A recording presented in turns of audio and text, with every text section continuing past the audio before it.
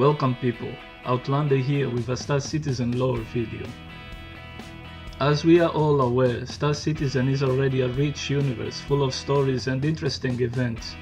Oretani is one of those stories. Oretani is a solar system discovered on the 25th century with one planet candidate for terraforming, even though two were considered as per star map information.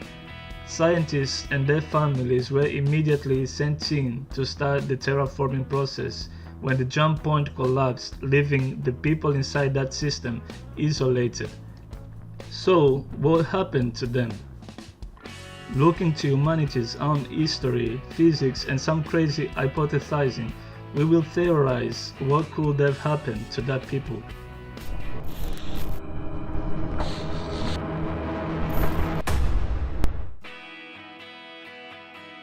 For starters, they might all just have died. Isolationism, possible lack of food and other basics, failure of terraforming because it happened before in Mars, and other issues could have wiped the scientists in no time.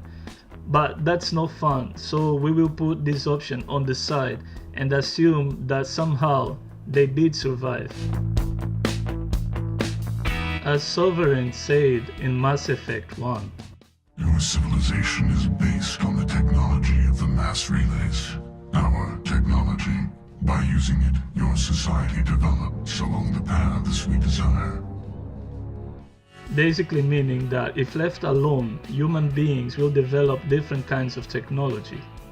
Ancient China was technologically different from Europe and Africa on the same space in time. If kept isolated from each other, they would most probably develop technology even if for the same purpose, but with different characteristics. African and European societies both used spears, for example. However, they were different on the way they were made, the strength of the spears, and how useful they were. So guns, transport, entertainment, same purpose, but probably different technology. By being isolated, the colonists on Oretani, if alive, would need more than ever technology to survive. Due to more than probable limitations of what they had with them as the decades and centuries passed, instruments, ships, whatever would wear out.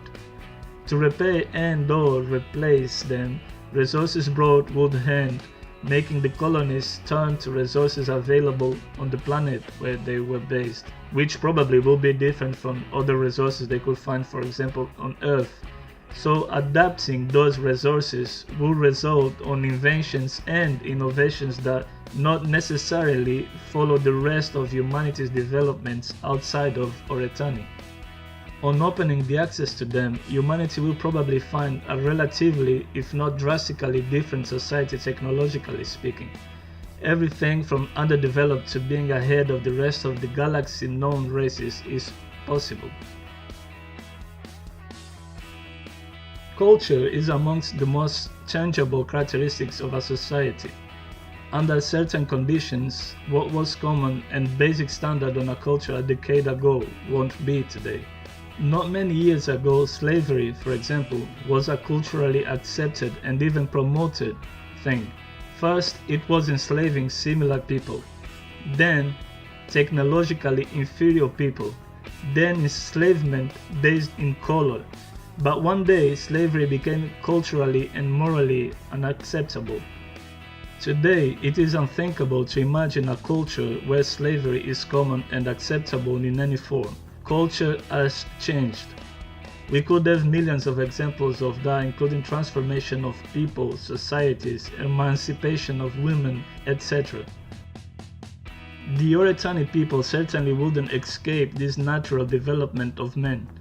It is impossible to speculate how, but kingdoms may be created, dress codes totally changed, gender-based roles established again, utopian societies created, dictatorships totally accepted, new gods, maybe even the perception of the rest of humanity which is outside that system might have been changed.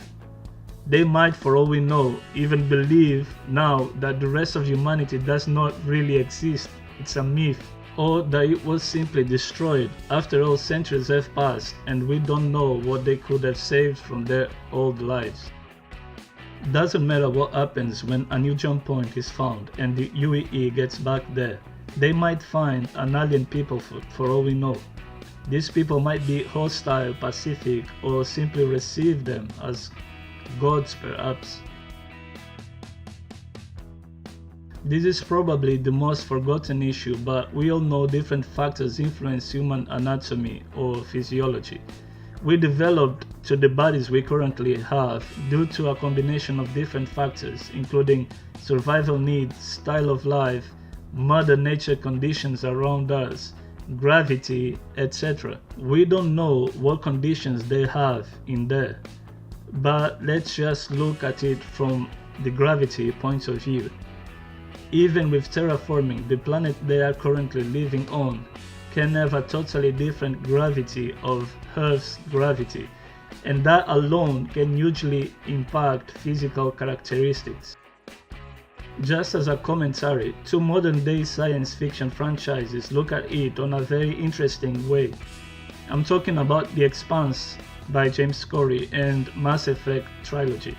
On those franchises, we see how gravity can affect people, with lower gravities making less muscularly dense bodies, while stronger gravities creating stronger and sturdier bodies. Just think about Superman. He is a totally normal man when he's back there at his home planet.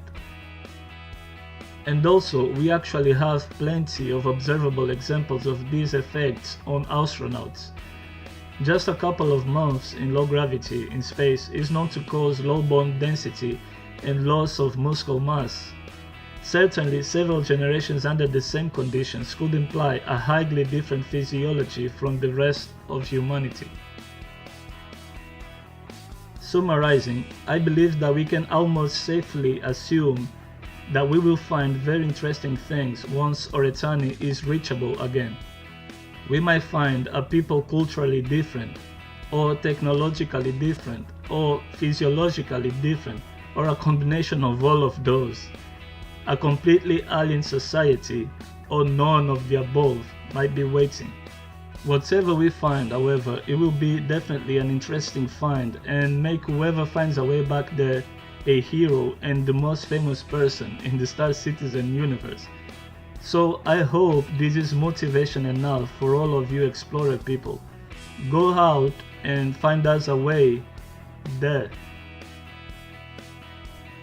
And as always, thank you for watching, and I will see you in the verse.